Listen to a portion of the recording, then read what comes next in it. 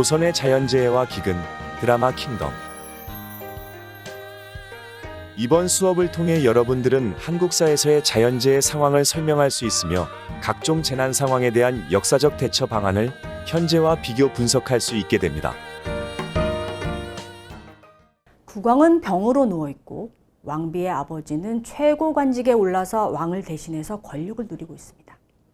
유례없는 대기근에 백성들이 굶주려 아사하는 사람이 늘어갔고요. 이때 작은 들풀에서 시작된 이름 모를 감염병은 순식간에 사람들을 좀비로 만들었습니다. 전염병의 혼돈은 그릇된 방법으로 권력을 탐하는 이들에게 악용이 되었죠. 전쟁 뒤에 찾아온 기근은 조선 사회를 일대 혼란의 상태로 만들었습니다. 농업이 국가의 근간이던 조선시대에 천재지변으로 인한 흉년은 기근과 아사, 전염병의 창궐 이런 것과 동반하여 백성들을 전쟁 못지않은 참혹한 상황으로 몰고 갔습니다.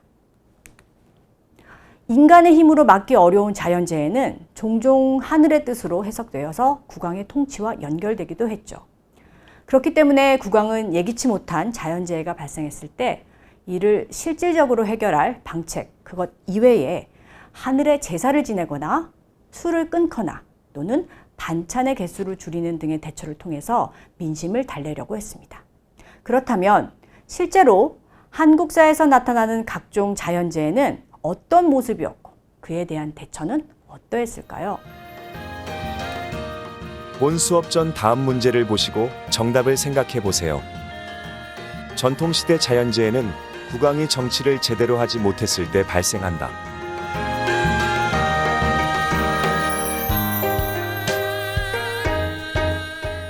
정답은 X입니다. 자연현상은 국왕의 국정 운영 능력과는 관련이 없습니다. 한국의 자연재해 기록은 삼국사기에서부터 확인이 됩니다. 제2, 천재 등으로 표현되었던 자연재해는 일식과 지진, 홍수, 가뭄, 흉년, 한재 이렇게 그 내용과 더불어서 피해 규모까지 다 기록이 되어 있습니다. 고려시대 자연재해 역시 사서에 잘 기록되어 있습니다. 일식부터 시작된 자연이변에 관한 기록은 해성 출몰, 화재, 기이한 동물의 출현, 홍수, 폭설, 우박, 낙뢰, 가뭄, 병충해, 지진, 산사태, 전염병 등 현대사회에서도 막대한 피해를 입히는 이상현상들이 포함되어 있죠. 각종 재해에 대한 기록은 간혹 사실 여부가 불확실하고 왕의 능력을 하늘의 뜻과 결부시키려는 정치적 의도가 있기도 했지만 피해 규모까지 분명하게 적시되어 있는 경우에는 사실이라고 보아도 좋겠죠. 현재는 한국사에서의 자연재해 기록과 동아시아 다른 나라의 기록 그리고 다른 학문 분야에서의 연구를 통해서 자연재해에 대한 역사적 기록의 객관적 실체가 파악되고 있어요. 자료를 확장해서 다방면에 접근을 시도하고 있습니다. 2019년 1월에 방영을 시작한 드라마 킹덤은 좀비라는 비한국적 요소와 조선시대라는 한국적 요소를 절묘하게 결합함으로써 K드라마의 세계적 도약을 이끌어냈습니다. 이 드라마의 배경은 전쟁 직후의 큰 기근과 이름 모를 치명적 전염병이에요. 잘 알려진 바와 같이 조선이 겪은 외국의 대규모 침략으로는 1592년의 임진왜란, 1597년의 정유재란, 그리고 1636년의 병자호란이 있습니다. 영화에서 언급되는 두 번의 전란은 세계 중에 어떤 것을 뜻하든지 간에 어색하지가 않아요. 여러 차례에 걸친 외적과의 큰 전쟁을 통해 무너져버린 조선사회를 의미하는 것이기 때문입니다. 전쟁 과정 중에서 국토의 황폐화는 농업에 기반을 두고 있었던 전통사회의 경제적 근본을 파괴한 것이었고요. 수많은 인명피해는 곧 사회의 와해를 의미했어요.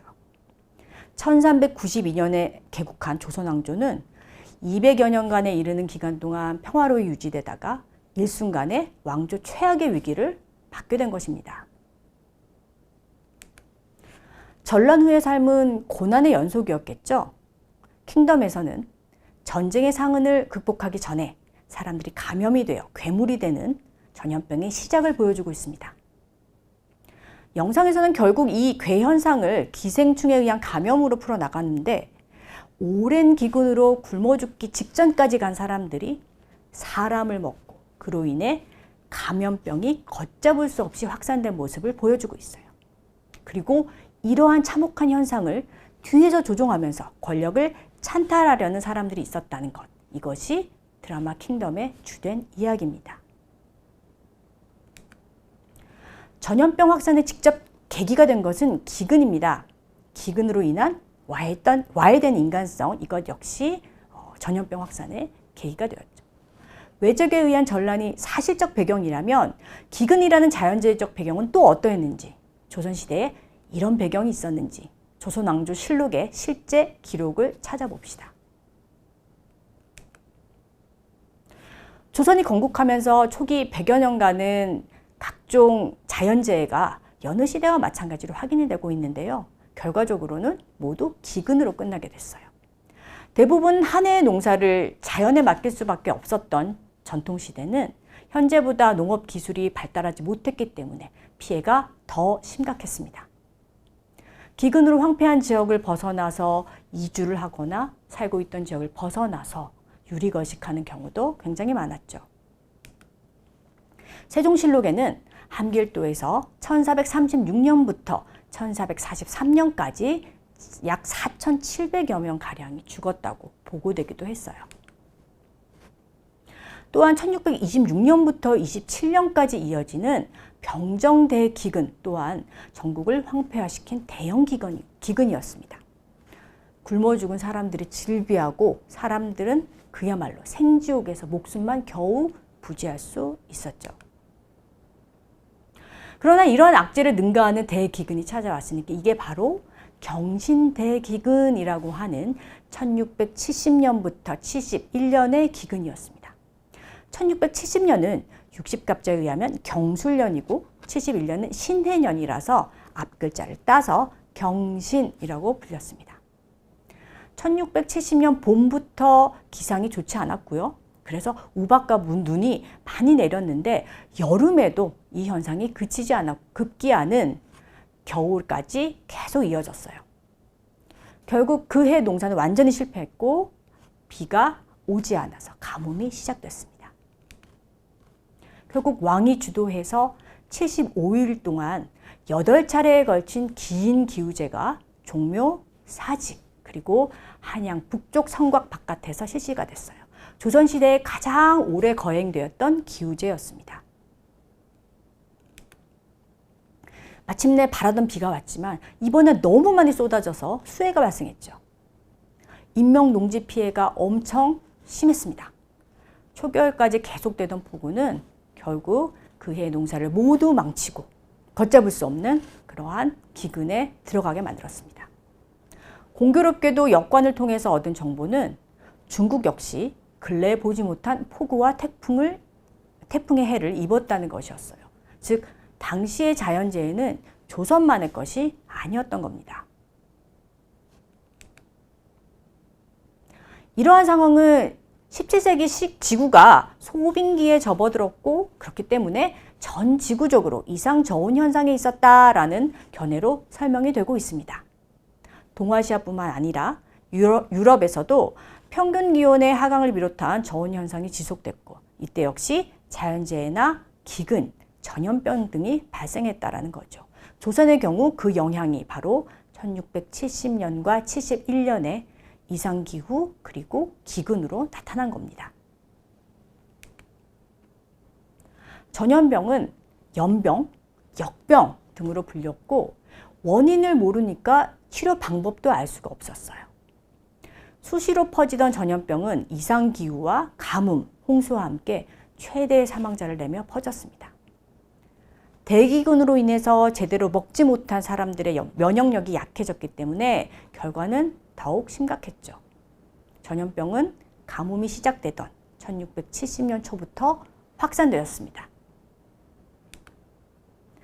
식량 부족과 전염병 창궐로 사망자가 급증했죠. 17세기 후반 조선 인구를 대략 500만 명 정도로 추정을 하는데 기록에 따르자면 전 인구의 4분의 1 정도가 죽었다고 합니다. 이 수치를 온전히 믿지는 않는다 할지라도 대략 이와 유사한 수치의 엄청난 인구가 굶주림과 전염병으로 죽었다라는 것은 분명해 보입니다. 굉장히 참혹한 일이 벌어졌어요. 충청감사의 보고에 의하면 어린 자식들이 병으로 죽자 그 어미가 그 죽은 자식을 먹은 그런 사건이 일어났던 겁니다. 이렇게 비참한 상황은 전국 8도에 신분을 막론하고 펼쳐졌고요. 쌓여가는 시신을 처리하는 것도 큰 문제가 됐습니다. 이렇게 위생 상태가 좋지 못하다 보니 전염병은 더욱 창궐하게 됐고요. 전염병이 돌 때 전통적 방역 시스템은 격리를 시작으로 하고 있죠. 지금의 사회적 거리두기입니다. 전염병 발생 지역을 마을 또는 가구를 단위로 해서 금줄이나 가시나무 등으로 차단해서 다른 사람의 출입을 금지했습니다. 전염병으로 죽은 사람은 바로 매장을 했고 병에 걸린 사람은 병막을 만들어서 수용하고 치료했습니다. 서울의 전염병 환자들은 남녀노소, 신분에 관계없이 동쪽과 서쪽에 마련된 2개의 할인서에 수용되었고 의녀들의 간호를 받았으며 약제도 공급받을 수 있었습니다. 진휴일소도 설치되어서 무료로 식사도 나눠줬죠. 이런 노력들이 이루어졌으나 병은 점점 확산돼서 급기야 공무가 마비되고 왕과 관료들까지 병을 피해 떠나야 하는 그런 상황도 발생하게 되었습니다. 17세기 이래로 연이은 자연재해와 주기적인 전염병에 대응하느라고 조선은 힘든 나날을 보내게 됩니다. 국가가 아닌 개인은 이런 어려운 상황을 어떻게 감내했을까요? 18세기를 살았던 양반 구상덕이 쓴 승총명록을 바탕으로 살펴보도록 하겠습니다. 구상덕은 25살이던 1730년부터 시작된 전염병의 창궐을 몸소 겪었습니다. 홍역이 유행해서 친구가 사망하고 이와 동시에 이유를 알 수 없는 괴질까지 유행했죠.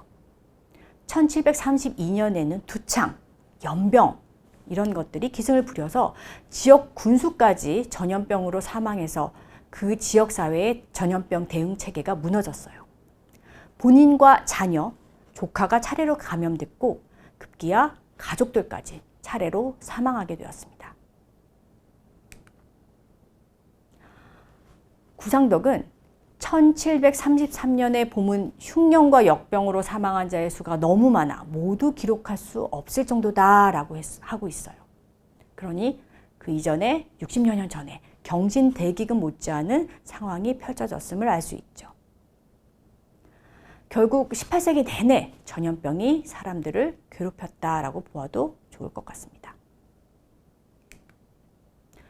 이 시기를 어떻게 보냈을까요? 그는 우선 전염병을 피해서 사람을 만나지 않기 위해 산속의 절로 또는 친구의 집으로 피신했습니다. 이른바 사회적 거리두기죠.